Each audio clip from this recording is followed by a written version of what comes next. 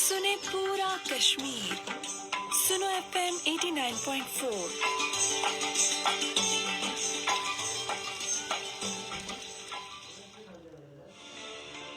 सुनो FM 89.4 Kashmir network पर आप सुन रहे हैं प्रोग्राम बाखबर कश्मीर सईदुर रहमान सदीकी के साथ।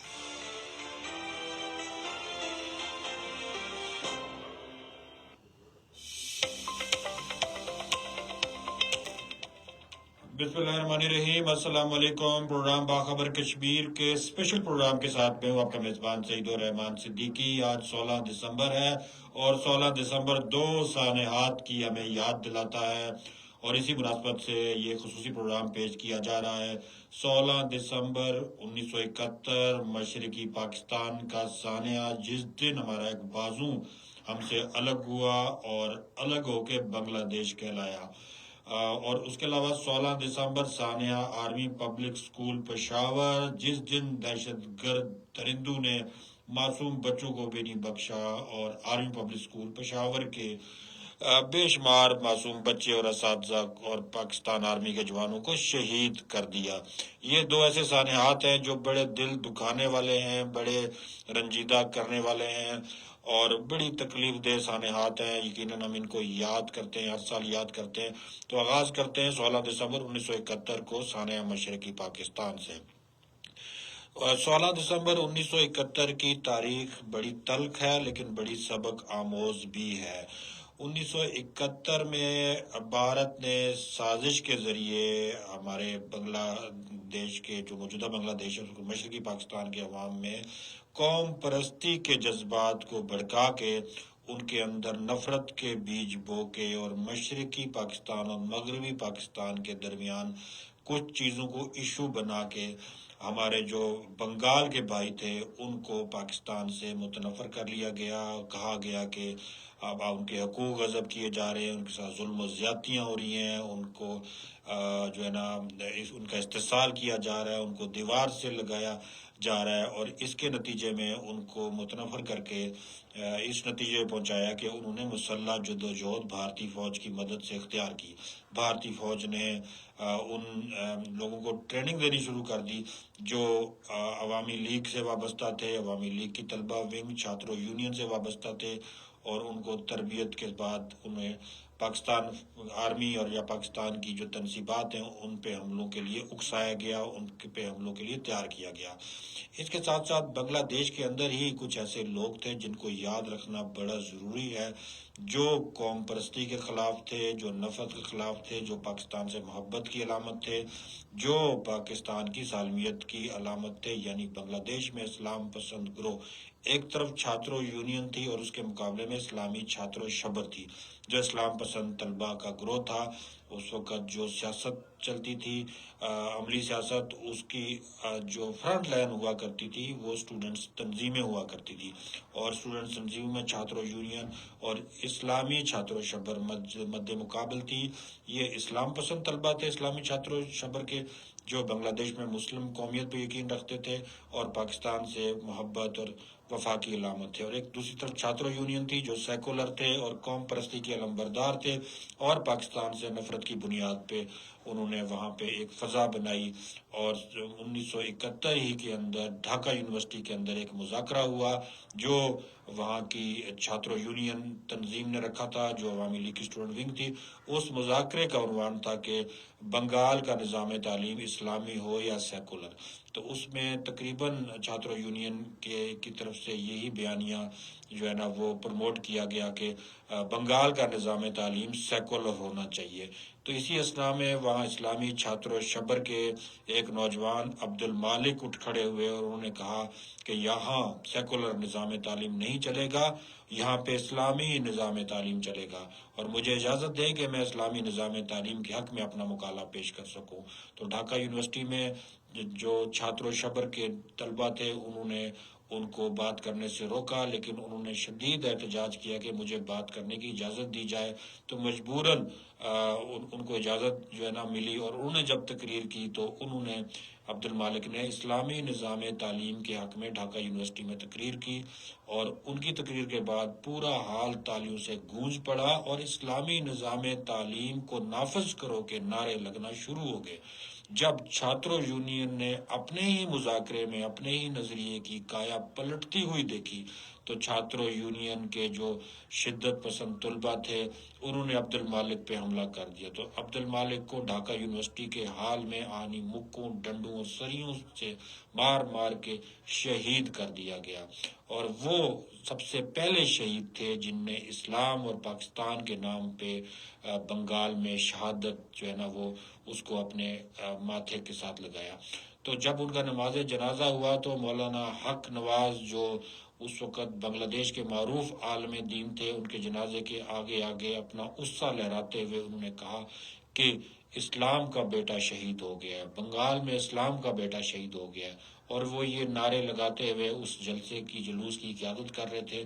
جو ان کے جنازے کا، شہید عبد المالک کے جنازے کا جلوس تھا۔ شہید عبد المالک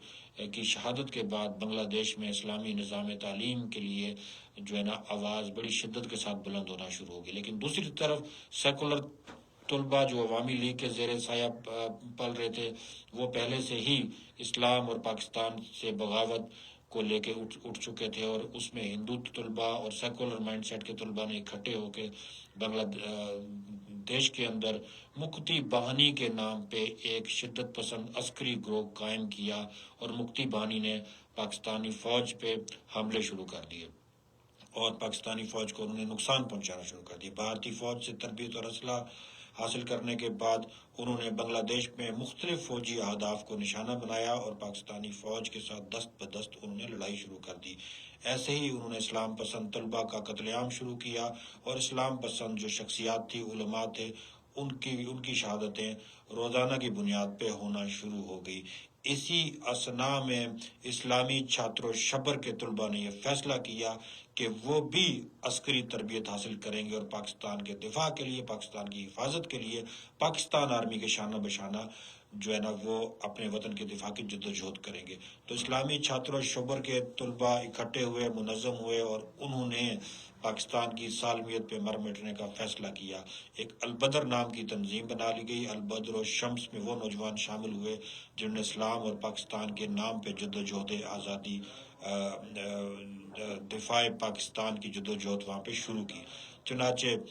شہادتیں شروع ہوئی اور بہت سارے البدر و شمس کے نوجوان شہید ہوئے۔ بھارتی فوج نے کھلے عام جو ہے نا بنگال میں دراندازی شروع کر دی، اور کھلے عام مکتی بانی کے ساتھ مل کے دست بدست جنگ شروع ہوگی۔ نتیجہ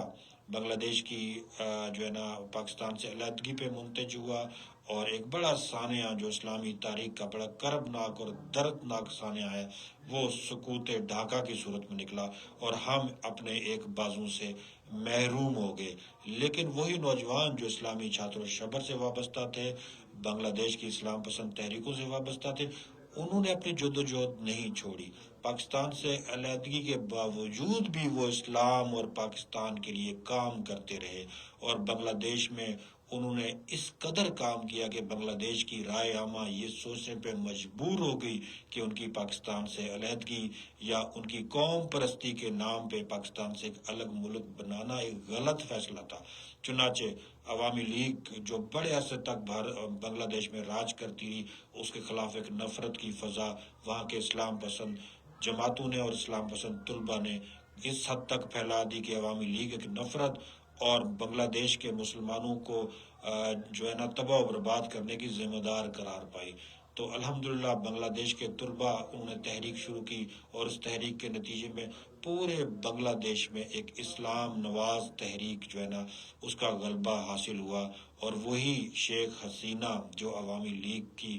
دست راست تھی اور شیخ مجیب الرحمان کی بیٹی تھی، اس کو وہاں سے بھاگ کے بنگلہ دیش میں پناہ لینی پڑی۔ طویل عرصے کے بعد بنگلہ دیش کے اندر وہی دو قومی نظریہ ایک دفعہ پھر سر چڑھ کر بولا، جس کے بارے میں شیخ مجیب الرحمان نے کہا تھا اندرا گاندھی کے ساتھ مل کے کہ ہم نے دو قومی نظریہ خلیج بنگال میں ڈبو دیا ہے۔ قائد اعظم رحمۃ اللہ علیہ پہ اللہ کی کروڑہا رحمتیں اور برکتیں ہوں۔ ان کا نظریہ، ان کی سوچ، ان کی فکر بنگلہ دیش میں نہ تو کبھی ڈوبی تھی نہ تو کبھی ختم ہوئی تھی، بلکہ وقتی طور پہ شاید نفرت اور بغاوت کے جذبات ابھار کے اور ہمارے دشمن کے ایجنڈے کو قوم پرستی کے نام پہ بھڑکا کے ایسی فضا ضرور پیدا ہوئی، لیکن وہ چنگاری جسے اسلام، نظریہ پاکستان اور دو قومی نظریے کی چنگاری کہا جاتا ہے، وہ کبھی بھی سرد نہیں ہوئی اور بنگلہ دیش میں اسلام کا نام ہمیشہ زندہ رہا۔ اور آج الحمدللہ اللہ نے ہمیں اپنی زندگی میں وہ دن دکھایا کہ بنگلہ دیش کے اندر سے پاکستان دشمن اور اسلام دشمن قوتوں کو بھاگنے میں ہی اپنی عافیت محسوس ہوئی اور پہنچی وہیں پہ خاک جہاں کا خمیر تھا۔ شیخ حسینہ واجد اسی بھارت میں جا کے اپنی پناہ ڈھونڈنے لگی جس بھارت نے بنگلہ دیش کو ہم سے الگ کیا، جس بھارت نے ہمارا بازو ہم سے جدا کیا۔ تو آج الحمدللہ اللہ نے ہمیں وہ دن دکھایا کہ بنگلہ دیش میں اسلام اور پاکستان کا نام ایک بار پھر روشن ہوا، اور وہ درجنوں علماء، مولانا عبد القادر اور مولانا عبد الملہ جیسے علماء جن کو پھانسی دی گئی صرف اس بنیاد پہ کہ 1971 میں جب بنگلہ دیش پاکستان کا حصہ تھا انہوں نے پاکستان کی سالمیت کی جنگ میں حصہ لیا اور درانداز بھارت اور قوم پرست عوامی لیگ کے خلاف انہوں نے جدوجہد کی، ان کو پھانسی دی گئی۔ تو اس وقت یہ سمجھا جا رہا تھا کہ شاید بنگلہ دیش میں اسلام پسند اور پاکستان کے نام لیوا باقی نہ رہے، لیکن اللہ تعالیٰ کی اپنی ایک معیشت ہے، اللہ تعالیٰ کا اپنا ایک نظام ہے، اللہ تعالیٰ کے اپنے فیصلے ہیں کہ اسی بنگلہ دیش میں آج اسلام بھی زندہ ہے اور پاکستان کا نام بھی زندہ ہے، اور اسی بنگلہ دیش میں آج بھارت سے نفرت کی باتیں ہو رہی ہیں، بھارت سے دوری کی باتیں ہو رہی ہیں، بھارت سے دفاعی رابطے منقطع کرنے کی باتیں ہو رہی ہیں، اور کلکتہ اور جو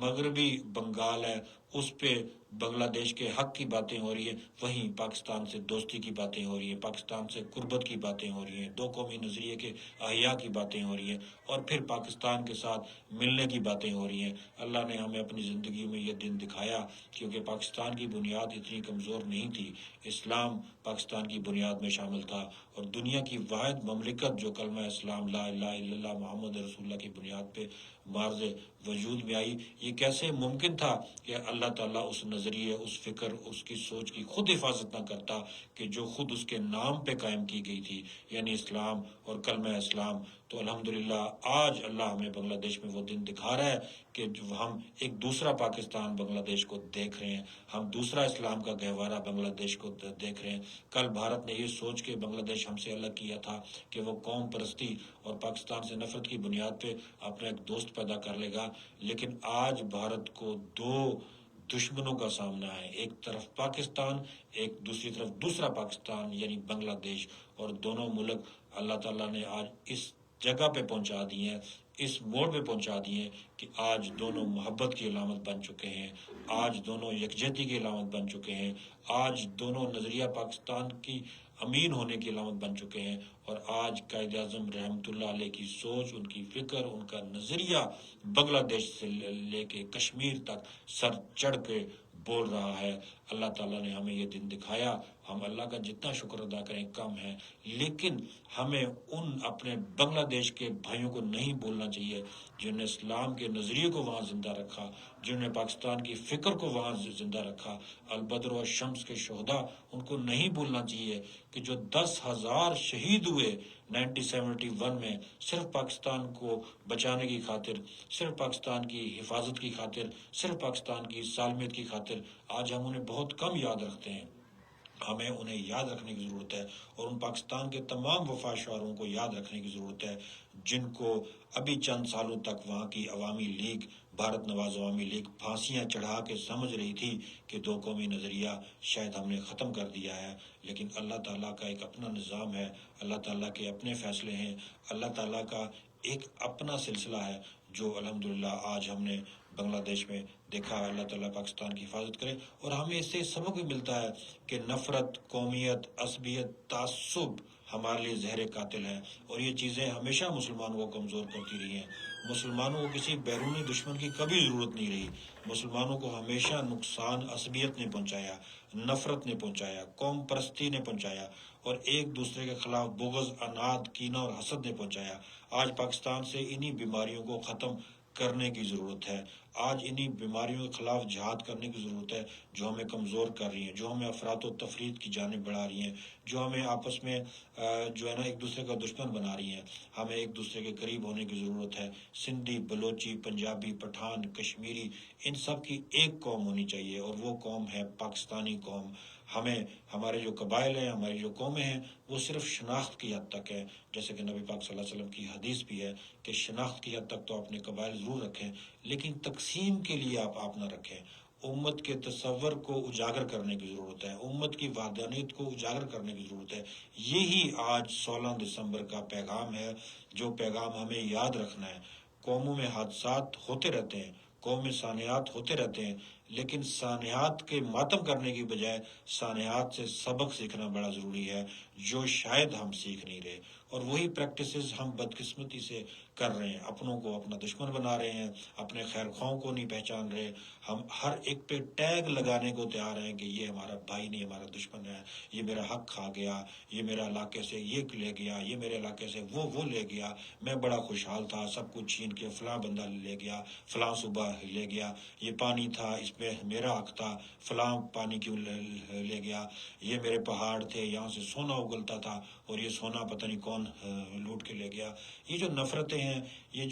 جو خواہ مخواہ کی ایک حرص ہے، یہ خواہ مخواہ کی عدوت ہے، یہ ہمیں ختم کرنی ہوگی، اور ساتھ ساتھ حکومت کو بھی اور ہمارے ارباب اختیار کو بھی یہ دیکھنا ہوگا، کہیں ہم اپنے بھائیوں کو اپنا دشمن تو نہیں بنا رہے، کیا ہم دشمن کے اس ایجنڈے کے نادانستہ ہم نوا تو نہیں بن رہے کہ جس کے ذریعے سے وہ چاہتا ہے کہ ہم اپنے ہر بھائی کو، ہر اپنے دوست کو دشمن کا ایجنٹ قرار دیں، اس کو اپنا باغی قرار دیں۔ ہمیں لوگوں کو گلے سے لگانے کی ضرورت ہے، ان کے مسائل سمجھنے کی ضرورت ہے۔ بلوچستان ہو یا KPK ہو، پنجاب ہو کہ سندھ ہو یا کشمیر ہو، یہاں پہ کہیں پہ بھی پاکستان نفرت کی فضا نہیں ہے۔ ہم سب کے درمیان چھوٹی چھوٹی غلط فہمیاں ہیں، اور چھوٹی چھوٹی غلط فہمیاں سمجھ نہ آنے کی وجہ سے بعض دفعہ ایسا افریط بن کے ابھرتا ہے کہ ہمیں مجبوراً اس کو کینسر کا پھوڑا بنا کے آپریشنز کی مشکل حاصل کرتے ہیں، اور وہ کینسر ہے کہ وہ پھر پھیلتا ہی چلا جاتا ہے، اور اس سے ہم سب کا نقصان ہوتا ہے۔ تو یہ دو پیغام ہیں، ایک تو ہمیں قوم پرستی ختم کرنی ہے، عصبیت ختم کرنی ہے، نفرت ختم کرنی ہے، بحیثیت قوم ہم نے اپنی شناخت اسلام اور مسلمان کی رکھنی ہے، اور اسی پہ ہمیں مجتمع ہونا ہے، اور یہی پاکستان کی جو ہے نا ایک وحدت کی علامت ہے۔ اور دوسری جانب حکومتوں کو بھی محبت، پیار اور لوگوں کو گلے سے لگانے کی پالیسی اپنانی ہوگی۔ لوگوں کو بھارتی ایجنٹ نہیں بنانا، لوگوں کو اسرائیلی ایجنٹ نہیں بنانا، لوگوں کو امریکی ایجنٹ نہیں بنانا، لوگوں کو پاکستانی بنانا ہے، اور لوگوں کو اپنے سینے سے لگانا ہے۔ اللہ تعالیٰ پاکستان کو بہت آگے لے کے جائے گا، کیونکہ کلمہ اسلام کی بنیاد پہ قائم ہونے والا ملک ہے، اور پاکستان انشاءاللہ تعالیٰ قائم و دائم رہے گا۔ ہمیں کسی دشمن سے خطرہ نہیں ہے، ہمیں خطرہ صرف اپنے آپ سے ہونا چاہیے کہ کیا ہم نادانستگی میں اپنے آپ کو کمزور تو نہیں کر رہے، کیا ہم نادانستگی میں اپنی جڑیں خود تو کاٹنے کا سبب نہیں بن رہے۔ تو قائد اعظم علیہ رحمہ اور علامہ اقبال علیہ رحمہ کا وہ خواب جو انہوں نے دیکھا، اور اس کی عملی تصویر جو قائد اعظم نے پاکستان کی صورت میں ہمیں دی، اس کی حفاظت ہمیں ہماری ذمہ داری ہے۔ 25 دسمبر آگے آ رہا ہے، اور قائد اعظم کا وہ ارشاد نہیں بھولنا چاہیے ہمیں کہ ہم نے پاکستان حاصل کرنے کے لیے بہت قربانیاں دی ہیں، اور ہمیں اس کو بچانے کے لیے ابھی بہت سی قربانیاں دینی ہیں۔ تو سانحہ مشرقی پاکستان یعنی یوم سقوط ڈھاکہ 16 دسمبر پہ میں اپنی بات کو سمیٹتا ہوں۔ آگے بڑھتے ہیں۔ 16 دسمبر جو سانحہ آرمی پبلک سکول تھا، اور آج کے دن ہمارے معصوم بچوں کو جس طرح سے دہشت گردوں نے، جس طرح سے ہمارے جو ہے نا دشمنوں نے ان کو نشانہ بنایا، جس طرح سے ہمارے بچوں کو شہید کیا، یہ بھی ہمارے لیے سبق ہے کہ مذہبی انتہا پسندی دہشت گردی اور جنونیت کی پاکستان میں کوئی جگہ نہیں ہونی چاہیے. اس جنونیت کو جڑ سے اکھاڑنا ہے, اس مذہبی شدت پسندی کو ہم نے جڑ سے اکھاڑنا ہے, اس نفرت کو ہم نے جڑ سے اکھاڑنا ہے. یہ دہشت گردی ہمیں کہیں کا نہیں چھوڑے گی, اور اس دہشت گردی کے ذریعے شیعہ کو بھی خطرہ ہے, سنی کو بھی خطرہ ہے, بریلوی کو بھی خطرہ ہے, دیوبندی کو بھی خطرہ ہے, سیکولر کو بھی خطرہ ہے, اور تمام یعنی مکتبہ فکر کے لوگوں کا خطرہ ہے, کیونکہ یہ کسی کے بھی خیر خواہ نہیں ہے. ان کا کام صرف انسانوں کا خون بہانا ہے. انہوں نے اگر ہمارے معصوم بچوں کو نہیں بخشا, انہوں نے ہمارے اگر چھوٹے چھوٹے بچوں کو نہیں بخشا, تو ان سے بڑا ظالم کوئی نہیں ہو سکتا. اور ان کے خلاف جہاد کی ضرورت ہے, اور ہماری جو بہادر افواج جو ان کے خلاف جہاد کر رہی ہیں, ہماری جو بہادر افواج جو دہشت گردوں کا کلا کما کر رہی ہے, ہمیں اپنی افواج کا ساتھ دینا ہے. ہمیں ان ناسوروں کو ختم کرنا ہے جو ہمارے